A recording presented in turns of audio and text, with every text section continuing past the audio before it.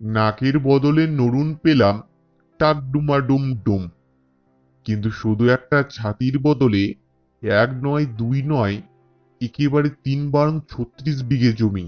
নাকের বদলে নড়ুন তো তার কাছে কিছুই নয়।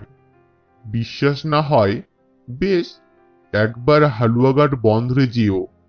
সেখানে মনমোহন মহাজনের গদিতে গেলেই বুঝবে কি তেজ বন্ধ, কি তেজারতির। মনমোহন মহাজন গত হয়েছেন অনেক দিন, কিন্তু সেই মহাজনের প্রথা আজও টিকে আছে। 25-30 বছর আগেকার কথা। হালুয়াঘাট বন্দরে গারো পাহাড়ের নিচের এক গা থেকে সওদার এসেছিল।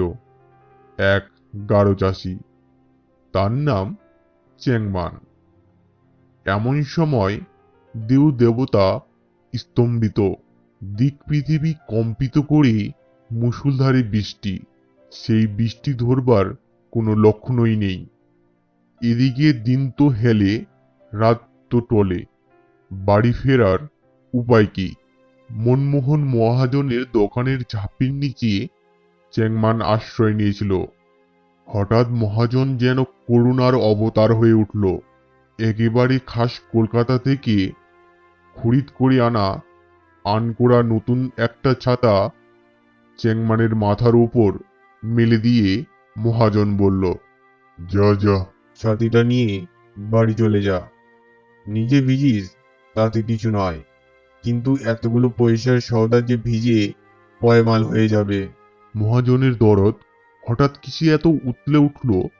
চেংমান দোমনা হয়ে ভাবছে নেবে কি নেবে না। নিশ্চয়ই অনেক দাম, হাতে পয়সাও তো নেই। নগদ পয়সা নাই বা দিলে? যখন তোমার সুবিধে হবে দিয়ে গেলেই হলো, ওর জন্যে কিছু ভেবো না। মনমোহন ভরসা দেয়। চ্যাংমান ভাবল এমন সুযোগ ছাড়া উচিত নয়। নতুন ছাতি মাথায় দিয়ে মহাফূর্তিতে বাড়ির দিকে সে চলল। ছেলেপুলে বউ তার পথ চেয়ে বসে আছে। চ্যাংমান গেলে তবে হাড়ি চড়বে। চ্যাংমান ফিবার হাটে যায়। মহাজনকে বলে, বাবু, পাওনা গন্ডা মিটিয়ে নেন। মনমোহন ফি বারোই বলে। আহা, এত তাড়া কিসের? সে দিও ক্ষণ পরে। এমনি করে বছর তারপর বছর যায়। ধার করে ছাতি কেনার কথা চেংমান ভুলেই গেল। হঠাৎ একদিন হাটবাড়ির মহাজন চেংমানকে পাকড়াও করে। কি বাছা, বড় পালিয়ে পালিয়ে বেড়াচ্ছ? পাওনা মিটিয়ে দিয়ে যাও। মহাজনের কথায় চ্যাংমানের মাথায় আকাশ ভেঙে পড়ল। চ্যাংমান বুঝতে পারে এবার সে ইঁদুর কলে পড়েছে। মনমোহন তার লাল খেরোই বাঁধানো জাবদা খাতা বার করে যা পাওয়া হিসেব দেখালো, তাতে চ্যাংমারের চোখ কপালে উঠল। বছরে চক্রবৃদ্ধি হারে ছাতির দাম বাবদ সুদ সমেত পাওনা হয়েছে 1000 টাকা, প্রায় একটা হাতির দাম। বিশ্বাস করো, বানানো গল্প নয়। যদি যাও ও অঞ্চলে, পাকাচুল প্রত্যেকটা ডালু হাজং গাড়ি চাষি এর সাক্ষী দেবে। ডালুদের গ্রাম কুমারগাতির নিবেদন সরকারের মুদিখানায় 2-10 বছর বাকিতে মশলাপাতি কেনার জন্যে নিবেদনের 66 বিঘে জমি মহাজন কুটিশ্বর সাহা এমনিভাবে দেনার দায়ে কেড়ে নিয়েছে। আরেক ধুরন্ধর মহাজন এক চাষিকে ধারে কোদাল দিয়ে পরে তার কাছ থেকে 15 বিঘে জমি মোচড় দিয়ে নিয়েছিল। ও অঞ্চলের 50টা গ্রামে ডালুদের বাস। কথাবার্তায়, পোশাক পরিচ্ছদে হাজংদের সঙ্গে এদের খুব বেশি মিল। কে ডালু কে হাজং বোঝাই যায় না, কিন্তু ডালুদের জিজ্ঞেস করো, ওরা বলবে হাজংরা জাতে ছোট। হাজংরাও আবার ঠিক উল্টো বলবে।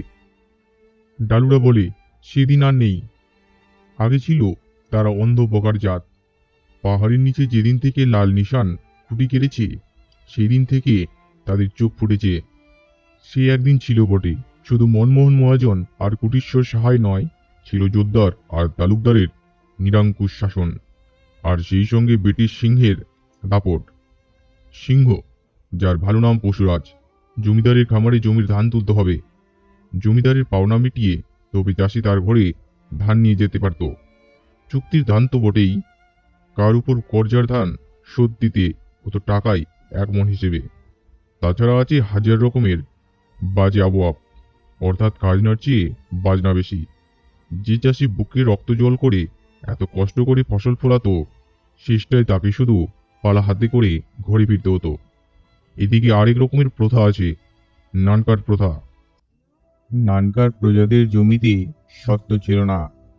জমির আম কাঁঠালে তাদের অধিকার ছিল না। জমি জরিপের পর 2.5 টাকা পর্যন্ত খাজনা সাব্যস্ত হতো।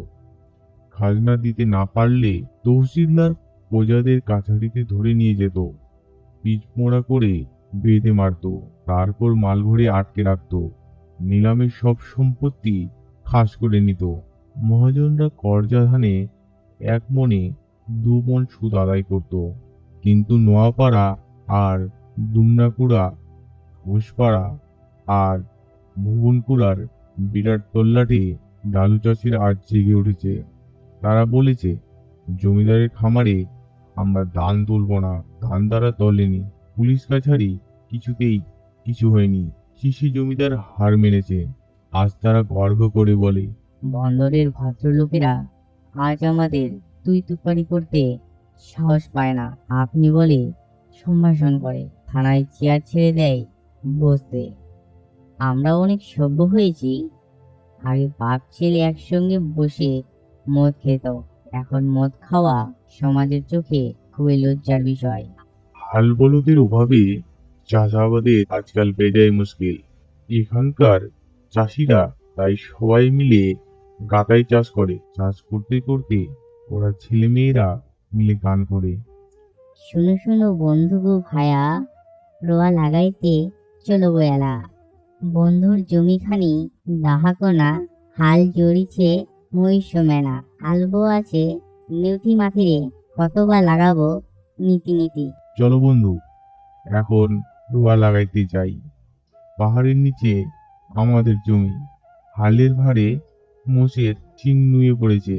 আমরা হাল বাইছি ভাই, আমরা হাল বাইছি, কিন্তু কঠিন মাটি উঠতে চায় না। কি কষ্ট, কি কষ্ট! যারা এত কষ্ট করে আমাদের মুখে অন্ন যোগায়, ইচ্ছে করে জমিদারের হাত থেকে বাংলার সমস্ত জমি তাদের হাতে দিই। মহাজনের নিষ্ঠুর ঋণের বোঝা থেকে তাদের মুক্তি দিই। তোমাদের কি ইচ্ছে করে না